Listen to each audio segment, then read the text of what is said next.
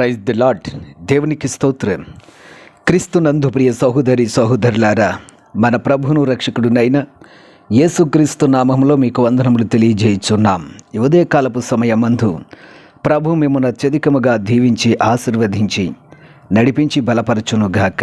ఈ దినము యొక్క వాగ్దానము: బలహీనులుగా ఉండి బలపరచబడిరి, యుద్ధములో పరాక్రమశాలులైరి, అన్యుల చేనలను పారద్రోలిరి. హెబ్రీయులకు రాసిన పత్రిక 11వ అధ్యాయము 34వ వచనం. క్రీస్తునందు ప్రియ సహోదరి సహోదరులారా, విశ్వాస వీరుల గురించి తెలియజేస్తూ, ఆ విశ్వాస వీరులలో కొందరు బలహీనులుగా ఉండి బలపరచబడిరి. బలహీనతలో వారు బలము పొందారు. ప్రియ సహోదరి సహోదరులారా, బలహీనతలో బలమిచ్చువాడు మన దేవుడు. ఎవరైతే ఆయన యందు విశ్వాసం ఉంచుచున్నారో వారు బలహీనులైనప్పటికీ ఆత్మ సంబంధమైన బలమును దేవుడు వారికి దయచేస్తున్నాడు.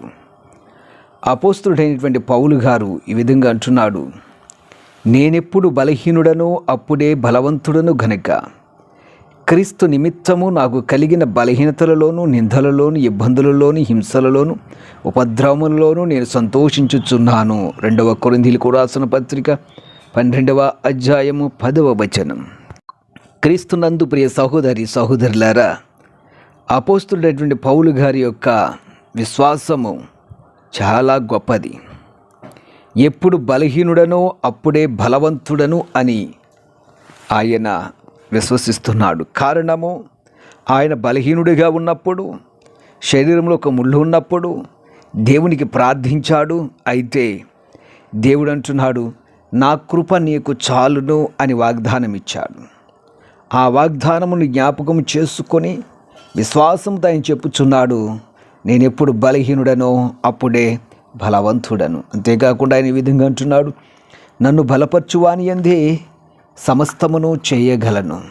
ఫిలిప్పీయులకు రాసిన పత్రిక 4వ అధ్యాయం 13వ వచనం. ప్రియ సహోదరి సహోదరులారా, బలపరచువాడు, బలమిచ్చువాడు, బలహీనతలో బలవంతులుగా చేయువాడు ప్రభువైనటువంటి యేసుక్రీస్తు. వాక్యం ఈ విధంగా చలవిస్తున్నది: యెహోవా కొరకు ఎదురుచూచువారు నూతన బలము పొందుదురు. యెషయా గ్రంథము 40వ అధ్యాయము 31వ వచనం. ఎవరైతే దేవుని కొరకు ఎదురు చూచుచున్నారో వారికి దేవుడు నూతన బలమును దయచేస్తున్నాడు.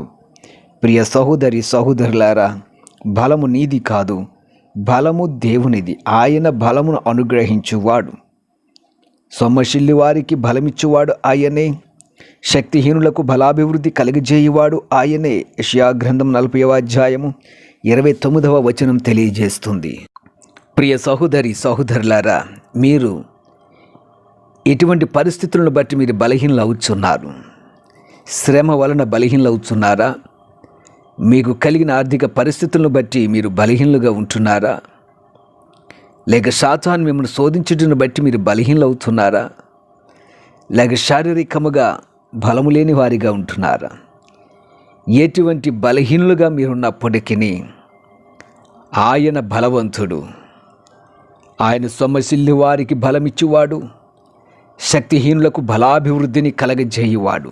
ప్రియ సహోదరి సహోదరులారా, ప్రార్థించండి. మీరు బలహీనలుగా ఉన్నారని భయపడకండి. శ్రమలు, ఆర్థిక పరిస్థితులు మిమ్మల్ని బలహీనలుగా చేయవచ్చును, కానీ ఆ శ్రమలో మీరు దేవునికి ప్రార్థించండి. మీరు బలవంతులు.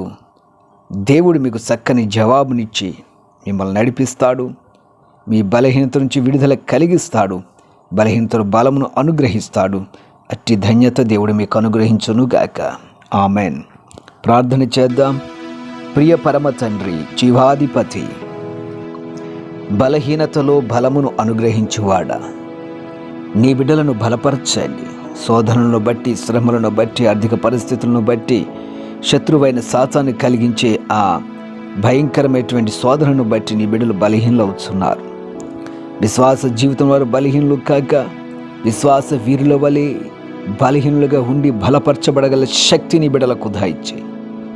నీ కృపతో నడిపించండి. మంచి ఆరోగ్యము దయచేయండి. అన్ని బంధకాల నుంచి విడుదల కలిగించి బలవంతులుగా నీ బిడ్డలు నడిపించి బలపరచమని, శక్తియు బలముని నీ బిడ్డలకు దయచేయమని యేసు నామమున అడుగుచున్నాము తండ్రి. Amen, amen, amen.